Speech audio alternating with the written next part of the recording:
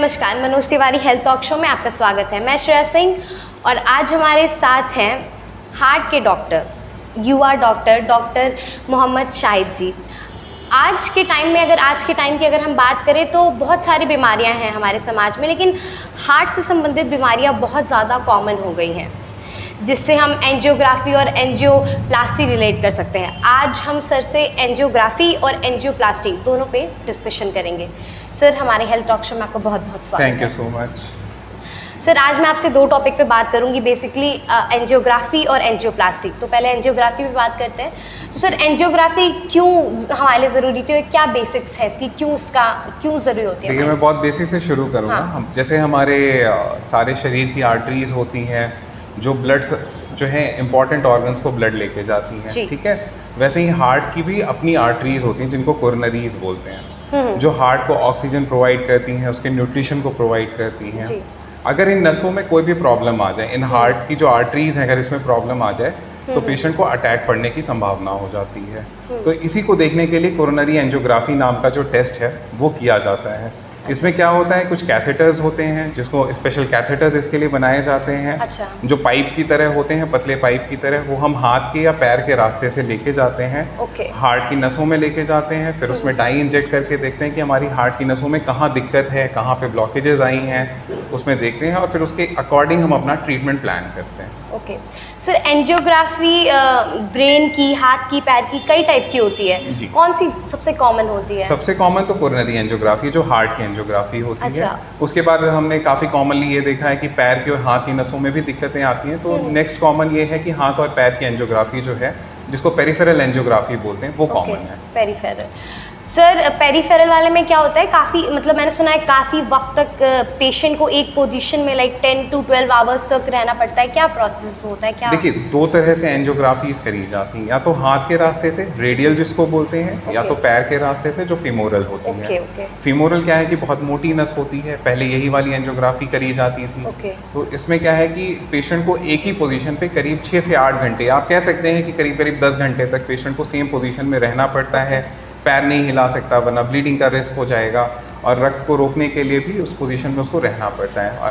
इन दोनों में से सर कौन सी ज़्यादा इजी होती है, मतलब कौन सी आप ज़्यादा प्रेफर करते हैं पेशेंट के लिए as a doctor? Radial angiography definitely हाथ से करना है, पेशेंट को एक पोजीशन में लेटना नहीं है। पेशेंट की एंजियोग्राफी हुई, 2 घंटे के बाद वो घर जा सकता है। अच्छा, और सर इसके बाद सुना है मैंने बहुत सारी प्रॉब्लम्स होती हैं इस टेस्ट के बाद?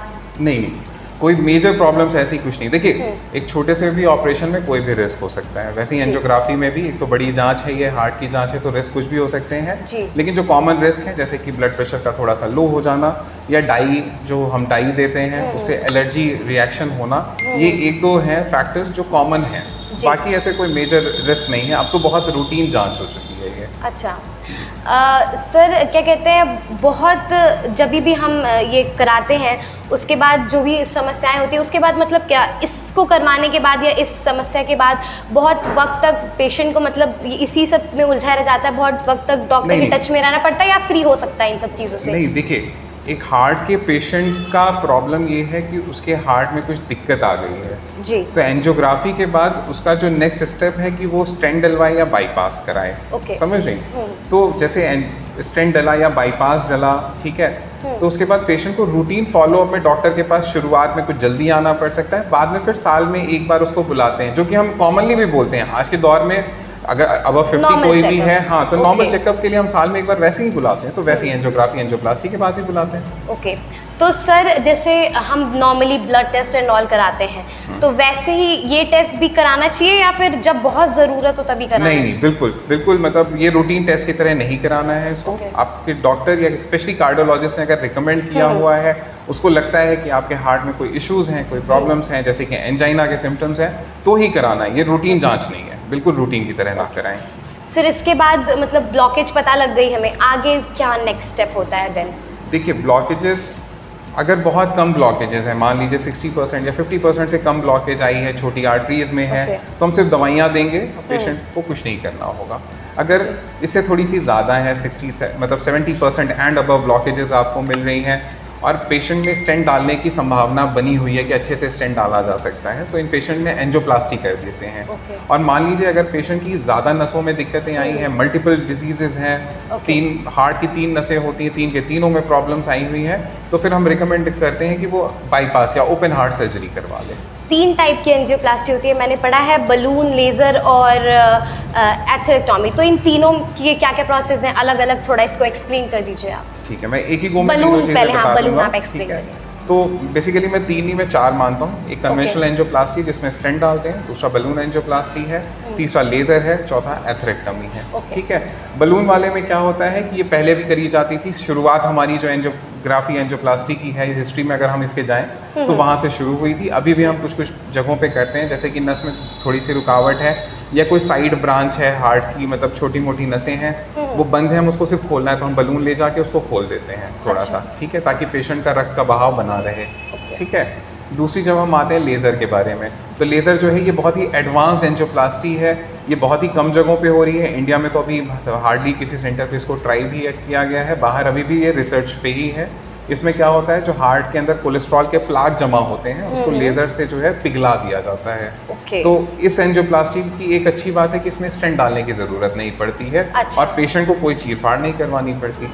अब तीसरे तरह की जो एथेरेक्टोमी है, ये स्टैंड वाली जो स्टैंड हम डालते हैं, इसको क्या हम लाइक हमेशा वो रहता है या उसको निकाल सकते हैं, ऐसा कुछ क्या होता है इसका प्रोसेस क्या होता है? एक बार स्टेंट डल गया तो वो लाइफ टाइम के लिए रहेगा और उससे पेशेंट को कोई प्रॉब्लम आगे किसी नॉर्मल लाइफ को कुछ कर सकता है? नहीं, बिल्कुल नॉर्मल रहेगा। ओके, बिल्कुल, मतलब भाग दौड़ इन सब में कोई प्रॉब्लम नहीं होगी? देखिए, ये डिपेंड करता है। मान लीजिए पेशेंट को हार्ट अटैक पड़ा, उसका हार्ट बहुत कमज़ोर हो चुका है, ठीक है, तब तो स्टेंट डला भी हो तो भी उसको थोड़ी दिक्कत तो होगी। ठीक है, एक पेशेंट है जो बहुत अर्ली आया, हमने तुरंत उसकी एंजियोप्लास्टी कर दी, हार्ट अच्छा है, तो वो अपनी रूटीन एक्टिविटी बिल्कुल बढ़िया फर्स्ट क्लास करता है। ओके, मतलब बहुत हार्श नहीं करना है? नहीं, बिल्कुल नहीं। ओके सर, ये 3 जो आपने एंजियोप्लास्टी बताई, इसमें से कौन सी सबसे इजी या ज़्यादा प्रेफर करने वाली? जो सबसे कॉमन है वो स्टेंट वाली, जो कन्वेंशनल एंजियोप्लास्टी हम जिसको बोलते हैं, वही है। ओके सर, इन तीनों को कराने के बाद कोई समस्या या कोई प्रॉब्लम पेशेंट को? नहीं, देखिए, स्टेंट जो है वो एक फॉरेन मटेरियल है। ठीक है, तो हमारी बॉडी में कभी भी फॉरेन मटेरियल होगा तो उसके रिजेक्शन के चांसेस होते हैं, जो अर्ली भी हो सकते हैं, लेट भी हो सकते हैं, जैसे कि खून की गांठ उसमें जमा हो जाना। तो इसके लिए हम पेशेंट को एडवाइस करते हैं कि वो लंबे टाइम तक दवाइयाँ खाता रहे। बस सर, इन सबसे रिलेटेड एक टर्म है प्लाक ऑपरेशन, ये क्या है, इसके बारे में प्लीज एक्सप्लेन करिए। देखिए, प्लाक फॉर्मेशन जो है ये बेसिकली हमारी जैसे जैसे एजिंग होती है, ठीक है, तो हमारी बॉडी में कोलेस्ट्रॉल्स जमा होने शुरू हो जाते हैं। ठीक है, नॉर्मली क्या होता है कि जो हेल्दी लाइफस्टाइल जीने वाले लोग हैं उनमें कम होता है, जो अनहेल्दी लाइफस्टाइल हैं या जो ओबीस लोग होते हैं उनमें कोलेस्ट्रॉल ज़्यादा डिपॉजिट होता है। तो आर्टरीज़ में धीरे धीरे ये कोलेस्ट्रॉल या फैट टिश्यू जो होता है ये डिपॉजिट होता चला जाता है, इसी को प्लाक फॉर्मेशन कहते हैं। और सर, ये कितनी प्लाक फॉर्मेशन एंजियोप्लास्टी की बात करें तो कितनी महंगी होती है? नॉर्मल लोग करा सकते हैं? कितनी, किसके लिए अफोर्डेबल है, किसके लिए नहीं? प्राइवेट अस्पतालों की अगर हम बात करें तो एंजियोप्लास्टी का खर्चा अगर एक स्टेंट डलता है तो तकरीबन 2 से 3 लाख के आसपास का खर्चा है। और यही सरकार ने इतनी अच्छी सुविधाएं दे दी हैं आज के टाइम में कि ये खर्चा तकरीबन 50,000 से 60,000 का है। ओके सर, अगर गवर्नमेंट हॉस्पिटल्स की बात करें तो वहाँ पे ये सुविधा उपलब्ध है, मरीज करा सकते हैं? जी बिल्कुल, बहुत सारे अस्पतालों में सुविधाएं उपलब्ध हैं। इनफैक्ट हमारे इलाहाबाद में भी स्वरूप रानी अस्पताल में भी इसकी सुविधा शुरू हो चुकी है। यहाँ पर एक छोटे से ब्रेक के लिए, मिलते हैं ब्रेक के बाद।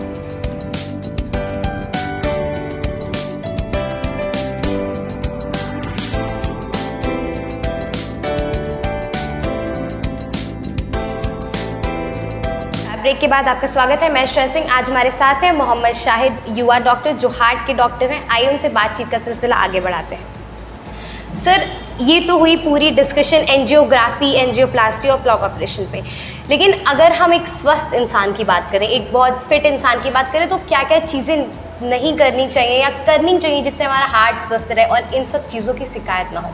देखिए, मैं हमेशा कहता हूँ कि prevention is better than cure. ठीक है, तो मैं ऐसे ही इस आंसर को देना चाहूँगा कि हमें अपनी लाइफस्टाइल जो है उसको हेल्दी रखना चाहिए, डेली वॉक करना चाहिए। अनहेल्दी फूड, जैसे कि आजकल फास्ट फूड्स बहुत लोग खाने लगे हैं, प्रिजर्वेटिव्स वाले फूड काफ़ी मार्केट में अवेलेबल हैं, तो ये सारे चीज़ें जो हैं ये सब हार्ट अटैक की तरफ आपको लेके जाते हैं। तो इन चीज़ों से बचना है। आपके रूटीन जो चेकअप्स हैं आपको उसको कराना चाहिए। जैसे मैंने बहुत बारी देखा है कि लोगों को पता ही नहीं होता कि डायबिटीज़ है, हाइपरटेंशन है उनको, और कई सालों से रहता है, इनफैक्ट ट्रीटमेंट भी नहीं लेते। तो इस तरह की जो भी चीज़ें हैं, इन चीज़ों को कंट्रोल में रखें तो उनको हार्ट के प्रॉब्लम्स होने की संभावना बहुत कम हो जाएगी। और कोई एक्सरसाइज जो हार्ट को फिट डेली, रख सके? देखिए डेली 45 मिनट्स की वॉक सभी को करनी चाहिए और कम से कम 6 दिन हफ्ते के उनको करना चाहिए। ओके, तो जैसा कि आपने देखा आज हमारे साथ थे यूआर डॉक्टर मोहम्मद शाहिद जी, जिनसे हमने एंजियोग्राफी और एंजियोप्लास्टी दोनों चीज़ों पे बात की और उन्होंने ये भी बताया कि एक स्वस्थ इंसान को क्या क्या चीज़ें करनी चाहिए जिससे हमें कभी भी हार्ट से रिलेटेड कोई शिकायत ना हो। और एंजियोग्राफी एंजियोप्लास्टी से रिलेटेड सारी चीज़ें बताएं कि आप इसको कहाँ कराएं, कैसे कराएं, कितनी एफोर्डेबल है, किसके लिए नहीं, सरकारी अस्पतालों में उपलब्ध है नहीं है।